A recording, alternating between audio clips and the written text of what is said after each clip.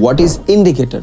Indicator জিনিসটা কি, কেমনে কাজ করে? মোটামুটি ম্যাচুরিটি টাইমে আমরা যখন কোনো পিকচার আপলোড করতাম ফেসবুকে, ওই আপলোড করার আগে কি করতাম, ওটার অনেক এডিট করতাম। সো অনেক এডিট করার পরে যখন দেখতাম যে নিজের চোখ ঝলসায় যাচ্ছে, আর ভাল লাগতেছে না, তখন দুই একটা ফ্রেন্ড সার্কেলে দেখাইতাম, মামা দেখতো এডিটটা কেমন হয়েছে। বাট 4টা-5টা ছবি এডিট করে আমরা একটা ছবি পিক করতাম না যে মামা এই ছবিটা আমি আপলোড করব। খেলা সে কেউ, হয়তো আপনার নাই, বাট আমি এমন অনেক করছি। সো এই যে নিজে সারাদিন কাজ কইরা পিকচারটা তুলাইলাম আমি, সাবজেক্ট আমি, এডিট করলাম আমি, বাট কনফার্মেশনটা লাগতেছে অন্য কারো। তো আমি 3-4জনের কাছে যখন পাঠাচ্ছি ওই পিকচারগুলা, তখন ওই পিকচারগুলা আমারে সবাই নিজস্ব যেই প্রতিবেদন থাকে ওইটারে সাবমিট করতেছে, মামা এইটা ভালো, এটার চুল ভালো, এটার নাক ভালো, এটা তোর হাসিটা সুন্দর লাগতেছে।